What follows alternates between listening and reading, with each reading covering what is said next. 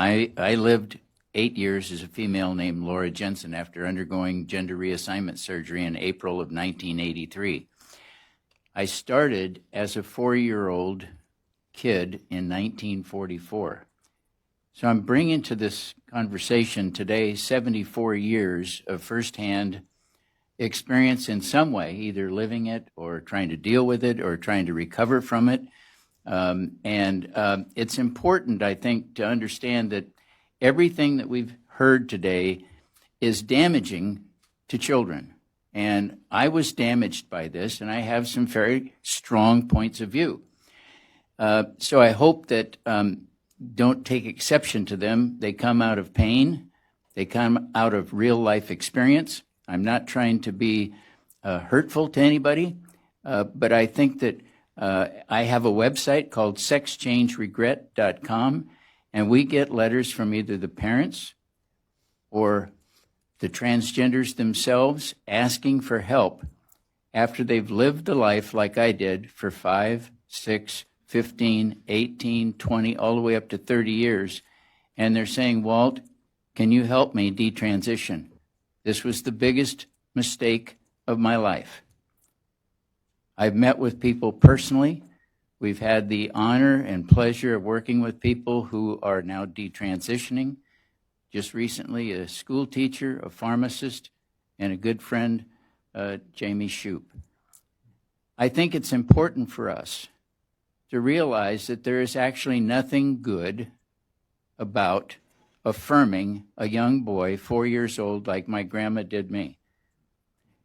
The moment you affirm a child, like my grandma did, putting me in a purple chiffon dress and telling me how cute I was, how wonderful I looked, is that at the very same moment that you're affirming that young person, you're telling them there's something wrong with them, that you're not right.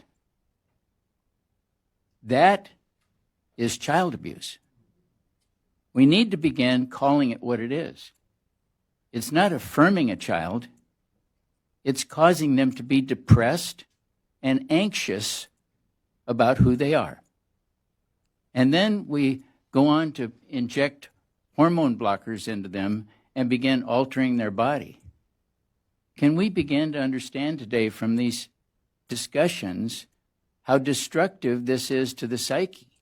It's no wonder they end up with separation anxiety and bipolar disorder, dissociative disorders, schizophrenia, and many other disorders that they want you to ignore. They want to block any child from having access to psychotherapy. The only reason that I'm able to speak to you today is because after 46 years of dealing with this issue, I was able to detransition in 1990 after I had extensive psychotherapy, the very same psychotherapy that they're trying to prevent people from having. Why? Because they don't want them to detransition. Because somebody like me puts a real bad mark on the idea that it's all good, because it isn't. I've recently written a book, Trans Life Survivors, that has the stories in them. It's painful to get these emails from people whose lives have been totally torn apart. Men like myself, who was married, had 2 children, had a career. I was an executive for American Honda Motor Company.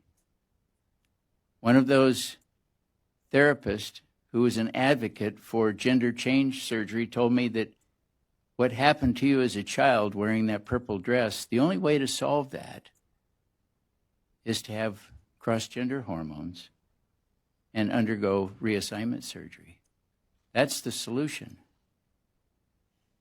Well, I trusted his expertise because Dr. Walker had actually written the original international standards of care for treatment of gender identity disorder or gender dysphoria. I'm here because he was wrong. I'm here because those standards of care have morphed into what they're using today.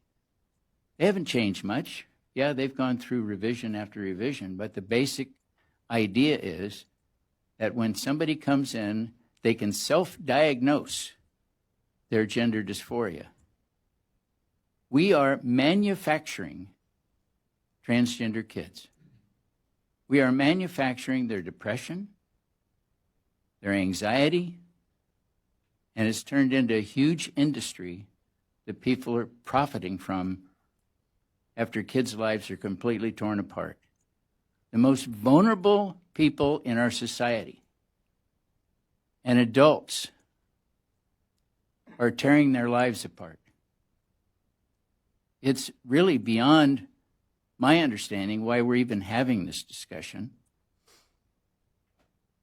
because it shouldn't be happening. I don't believe any doctor who injects a young person with hormone blockers should have a license to do so.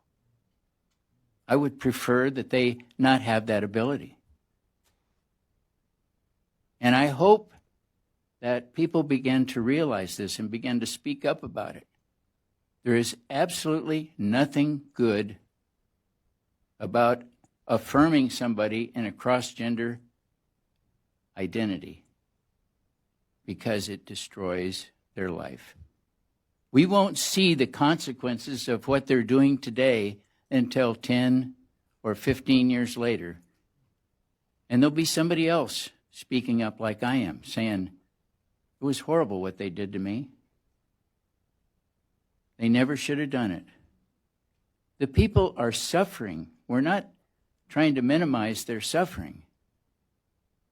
But why do we abuse them with hormone blockers and cut their bodies apart as a way to affect treatment? It's insane, actually.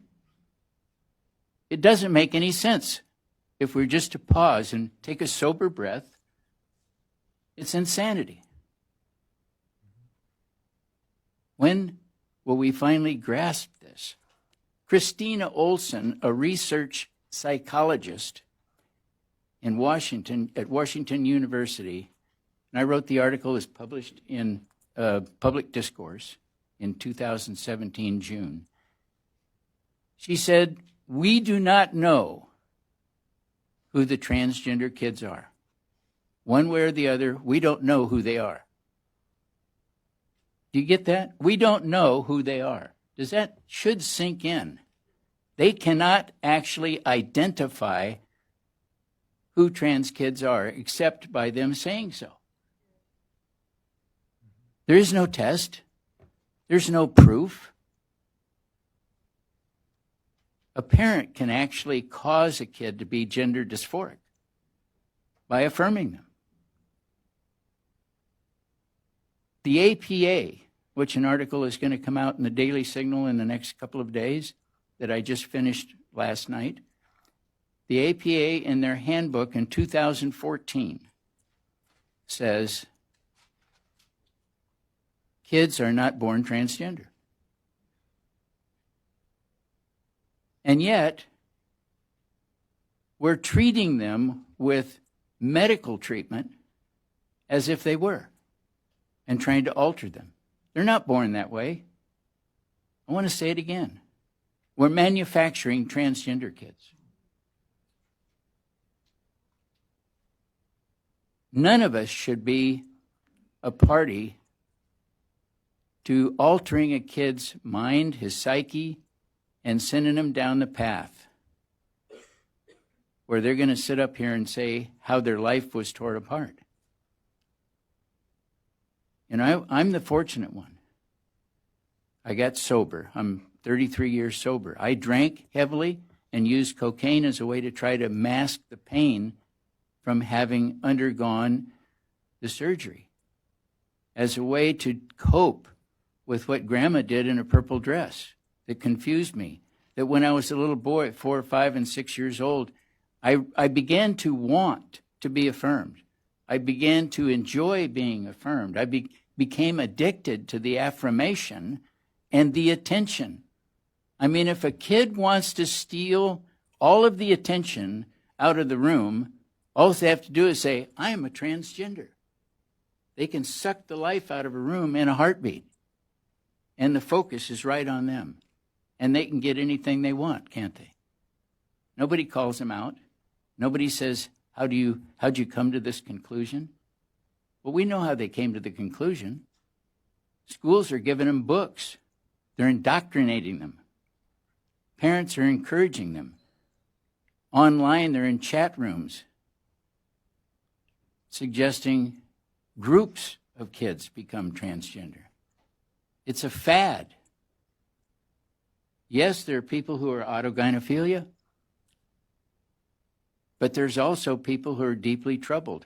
Over 50% of the people that I've worked with, hundreds of people that I've worked with over the last 10 years, were sexually abused. Boys who are abused at a young age come to the conclusion that the only way they can prevent themselves from being sexually abused again is to cut off their genitalia and become females. In their mind, that is their defense mechanism for sexual abuse. Girls who are sexually abused want to be men as a way to fend off any intruder or sexual abuser because they will no longer be attractive for sexual abuse. Whether it's men or women, vast majority of them were abused as children. Many of them I sit with and talk with privately are in their 30s, 40s, and 50s before they're ever able for the first time to disclose they were sexually abused. It's too painful. I was sexually abused at 9 years old, multiple times, by my uncle. When I told my parents I was sexually abused, they said, oh, Uncle Fred wouldn't do that. Wrong. They said I was a liar. So now I had worn a purple dress as a 4-year-old. I'd been sexually abused, and now I'm a liar. You know, it's not a real good way to start off life, and you're not only 9 years old yet. We've got to start helping the young people. And when people ask for help from me, I have one simple thing I always ask them. Tell me what caused you to not want to be who you are. 100% of the time, they can tell me. They can tell me. I'm feeling the pain right now of them sharing with me some of these stories because even I weep. They're ugly. They're horrible. They're so deep, nobody wants to talk about it. But we better start talking about it.